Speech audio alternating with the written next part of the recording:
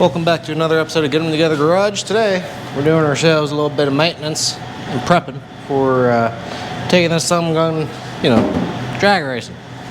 Got an oil change to do. We got spark plugs to change out and inspect on. We got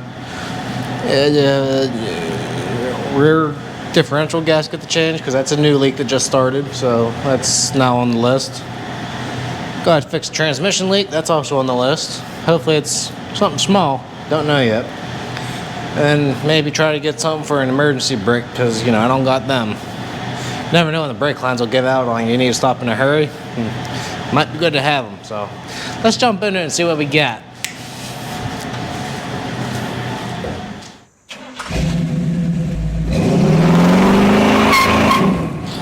Okay, so to start this off, we're going to do the rear end gasket first because that's going to set up and get hardened up with our, RTV. So that way we can put oil in it, and they would recommend doing 24 hours, but we're going to let it kind of chill out for maybe an hour or two to kind of harden up, start hardening up.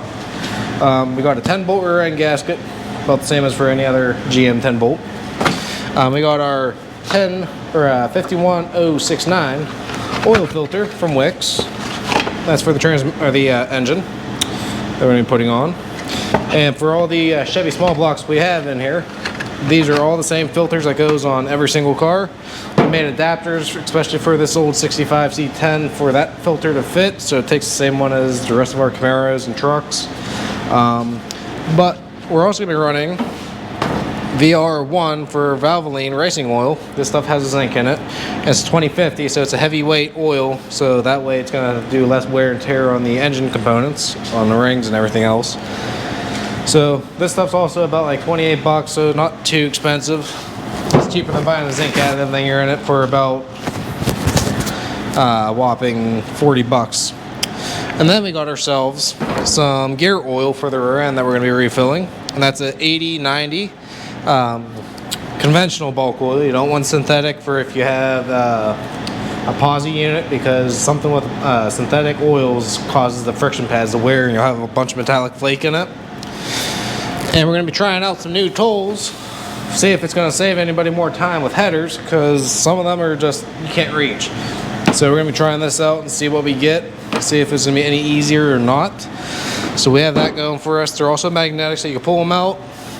We're going to do the whopping eBay, marketplace rebuild on the rear end cover. And then we're going to need a handful of a brake cleaner and some towels that you're going to destroy.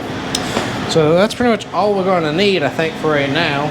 We'll inspect on some boots too, on the spark plugs, make sure everything's looking good for drag racing. But yeah, we're going to start the rear end, get that set up, get everything drained out, and then we'll go and worry about getting this stuff all on. So let's go and get the car lifted up. Actually drained out first, and then we'll lift up the car to get all the oil out. Alright, so one of the first things we're going to do is we're going to get all the bolts out, because we need to get this cover off while it's on a slope to be able to get all the oil out, because it sits in a little gully in the very bottom of the rear end, and the more we can get out, the less cleaning we got to do with the amount of oil we'll have. So that's why we're going to do this. Honestly, the bottom of this car is freaking remarkable. I only put in 2 little patches in the trunk. Well, that's about all I put in this thing. Everything else is really solid. Granted, I had the car when it came apart, but now she's looking spam-tastic.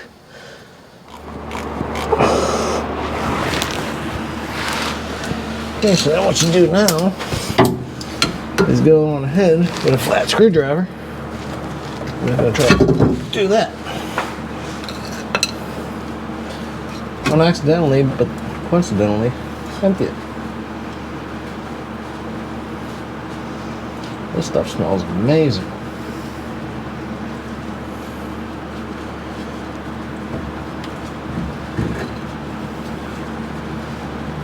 Okay.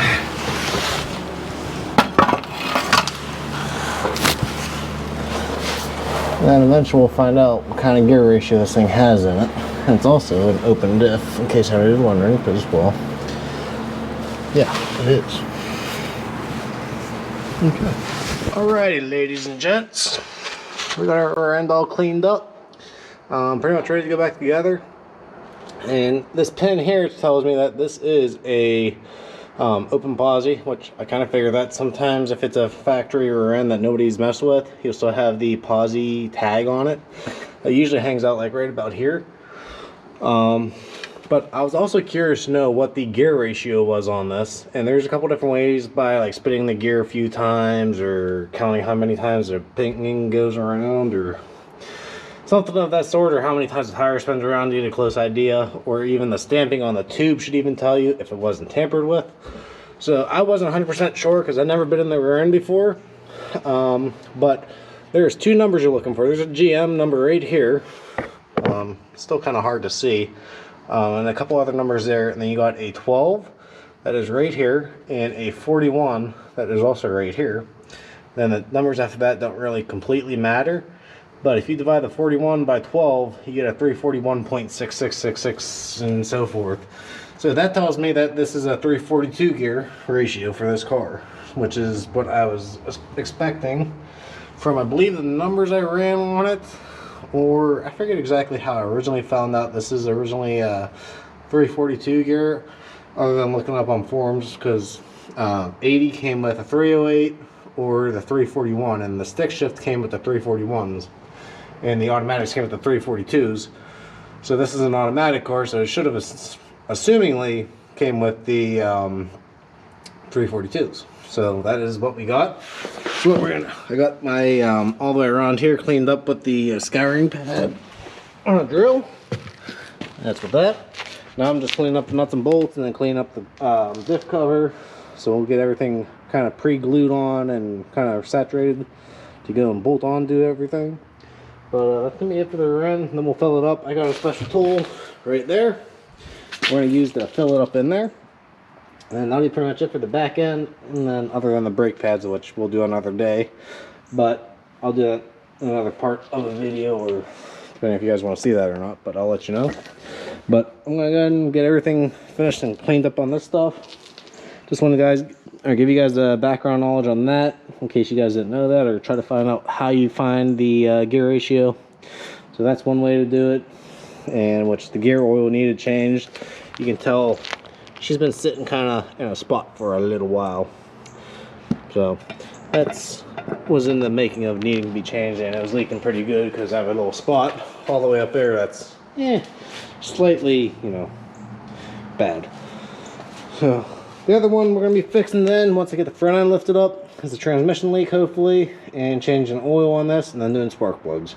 So let me go and get this cleaned up, and we'll go do some other stuff. Okay, we got everything painted. As you can tell, good enough. We're going to start putting the main gasket on. There isn't really a wrong way to put it on, which we'll probably put it on the vehicle first and then put the cover on there. So that's what we're going to do, I think. It makes a little bit more sense to just go and do that. So I'm going to leave the gasket right here for right now. Already pre-wiped everything off. Okay. Yes, you're going to be getting a little bit of stuffs on your fingers, but it's alright. Figure out how this thing works.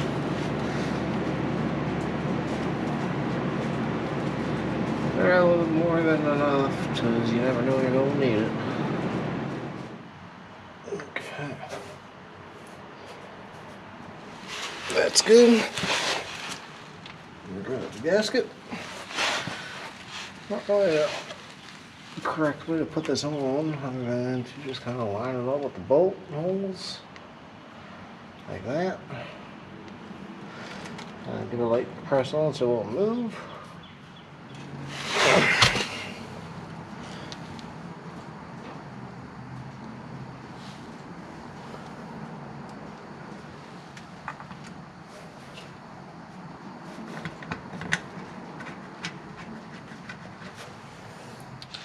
Okay, so we're going to start on doing some spark plugs while we're waiting for a gasket to dry.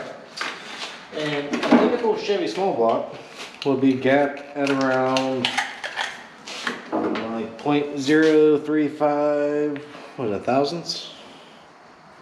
So what we're going to do is we got our spark plug gapper here. And we're going to be going to just about right where my thumbnail was, right there. That's at 0.35. But she's a little tight. So, how do I exactly want to close around? Got a smidge. She goes way up there.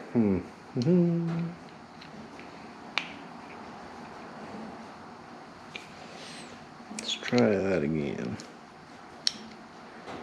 So we're going to just slide it up to where it gets up to that 35 thousandths. Right there's what we need for our gap. I'm going to go and do the rest of these real quick, and we'll go and start taking the old plugs out. I've already replaced one of them last year because I had the porcelain, believe it or not. I've never seen this before, but I've seen the porcelain leaking all the way around this actual nut part of the socket, or the spark plug. So that's something that was new that I had to figure out, or never seen before, so I had to replace a plug. Because I keep hearing like a weird ticking noise, and I was like, well, that makes no sense, but we now got at least that one little noise figured out.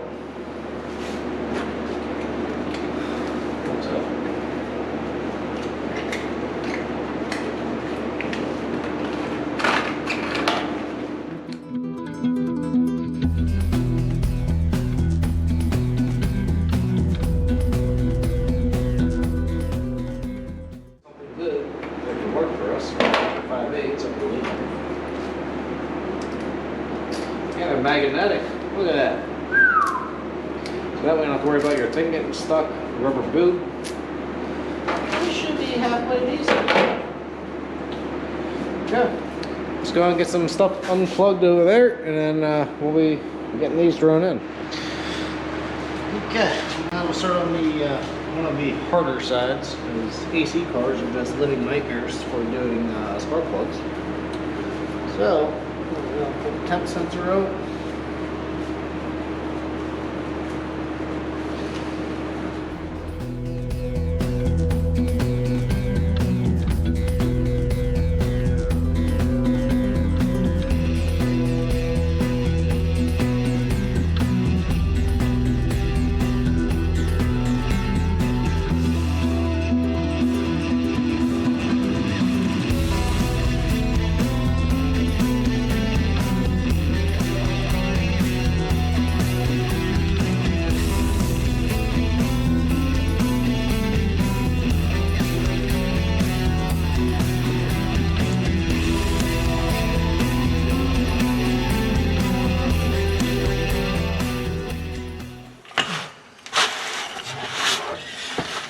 We got our ren all hardened up enough to put a little bit of gear oil in her, so that way we can move the car around before I forget, and we can let the back end of the car back down. So let's go ahead and get the drain plug opened up real quick.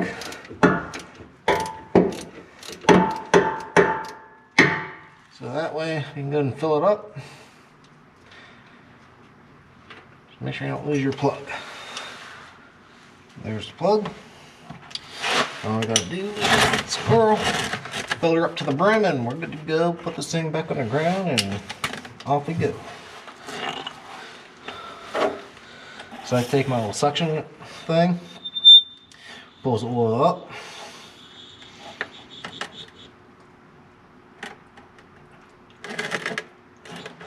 Okay. And then we just go on, put it right here.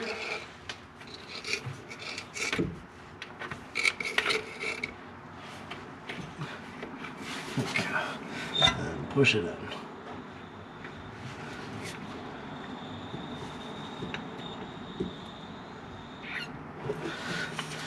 Pull this back out.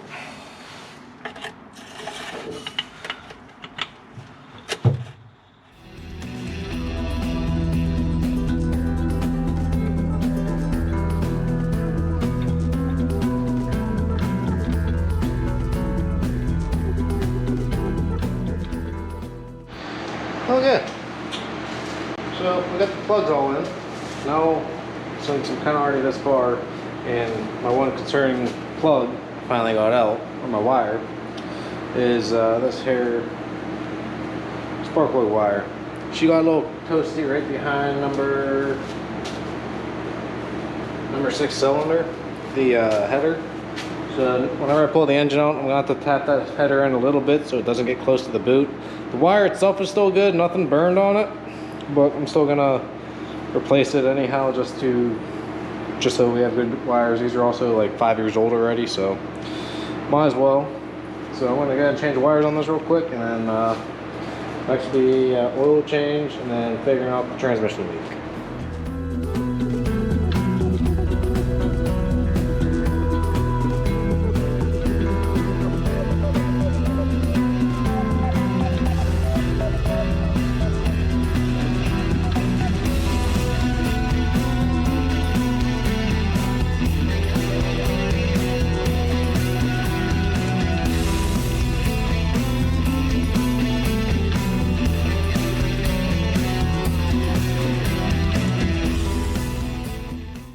Okay, got the new plugs and wires in. We're gonna go on ahead and drain the oil out of the engine. While that's draining, we're gonna try to start disconnecting the dipstick tube and see if my part I have will fix what we have. I think if I remember correctly, I put a transmission shifter kit in here and it come with new rubber, but I felt like it was too small for the inlet for the dipstick tube. So I got to figure out if that's gonna be the same problem I'm gonna have, or I'm gonna have to buy a new dipstick tube is what I'm thinking. So let me go and get this stuff drained out real quick. I'll show you what to do with the new filter again to prime it and get that ready, because that's common practices. So okay, so what we're gonna do is we got our nice new Wix filter, and again, part number is 51069. For me, I usually don't put a date on these because I change my oil in every car once a year at least, and I don't put more than 2,000 miles on each car, so I'm usually never getting to that break-in period. Do you need to change each car's oil, I don't know, multiple times a year? So that's why I do it once a year, so I never put a date on it, but you can, so that way you know when you last changed it. But to do this here primer, all you're gonna do is take a little bit of oil, you're gonna fill it in the center. You can fill it up till it starts to gurgle out, and it's gonna sink back down and still look like it's empty. But that's about all you need to put in it. And then you just go and prep up the O-ring on here. And that's pretty much all you gotta do. So that's priming your oil filter. We'll let that sit for a little bit. I'm gonna go drain it out of the engine real quick, and then see where we get from there. Okay. So there's a few different oil filters, depending on which model you have. This is my favorite one to use normally because it's the easiest, and it just, as you tighten it, it grips the filter and pulls it off. But we're not going to need that now for installing it, because we're going to want to make sure we can pull this thing back off next time we pull it off. So you just wipe off the excess oil on your on the adapter up there, and you just go and spin the new one on and get a grip on it.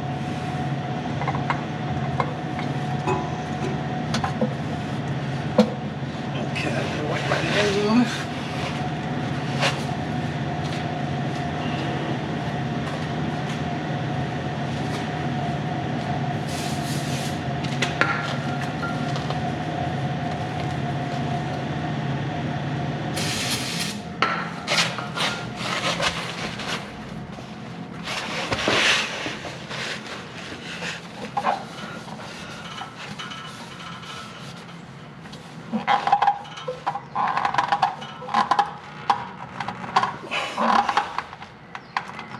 Okay, so that's not going to come off. That's wiped clean.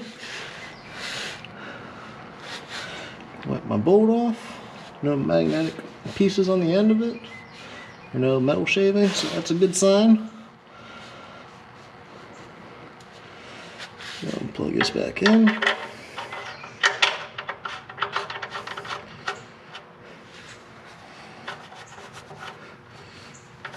Look at that. Gooder than new.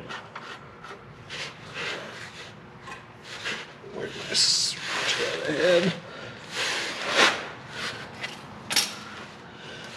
I had a ratchet. There it is.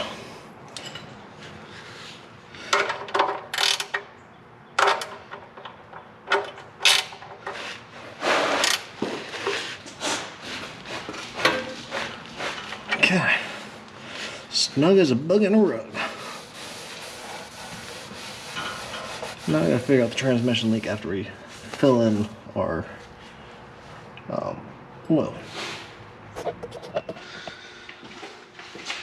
Okay, so what you're gonna do now is spend 30 minutes trying to pour small amounts of oil in, you know, your breather tubes, because it takes 40 minutes for it to just to even go down into the engine. You just gotta pour nice and slow, or it's gonna pour out like that. Oh, it's always a mess. I kid you not.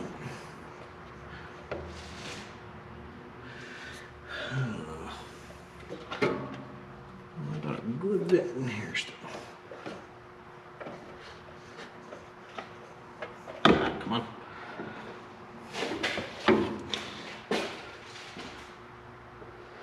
Why aren't you breathing that? I made a bloody mess.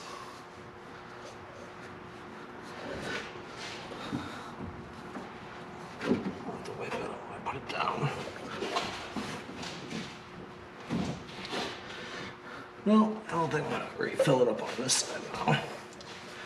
I'm gonna put it on the other side, because that just did not work at all.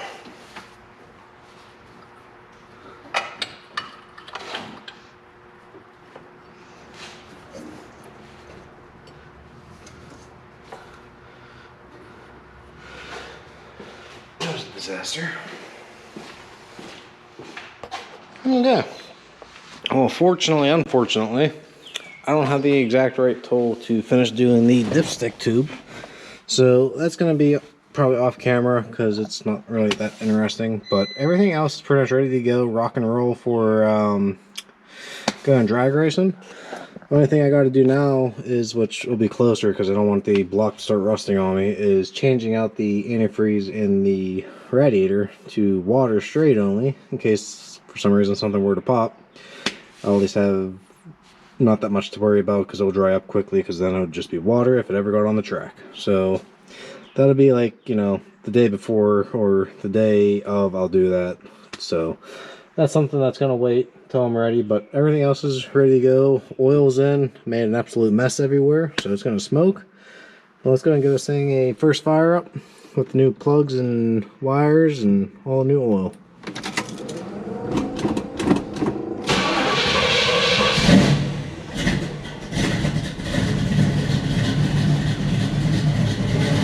Oh, cold. You're right.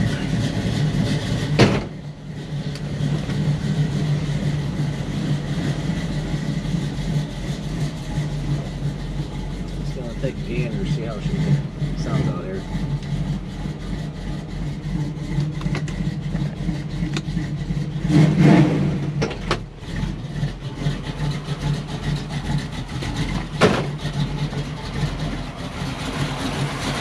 Sounds pretty quiet. Yeah, so I got one little tick in it. I have no idea what it is,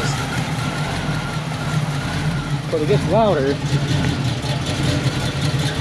It's not an exhaust leak. I've been through everything, but there's no metal shavings in the oil, so I have no idea what it is. But this is what we got. Sounds pretty good. Everything's working as it should. So next thing we got to do with this is first go take it up to the track and start racing it. So I'll give you guys a little bit of a free rev to hear it on it.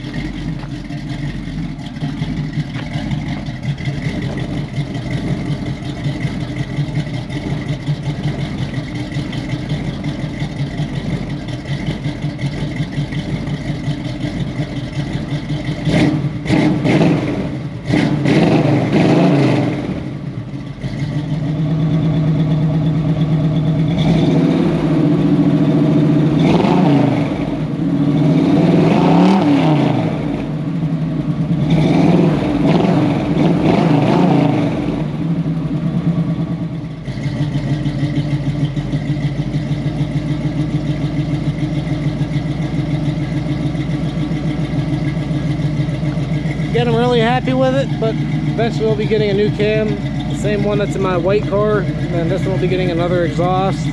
Sounds good the way it is, but I want to change up the cam so it's more choppy, has more power, more responsive.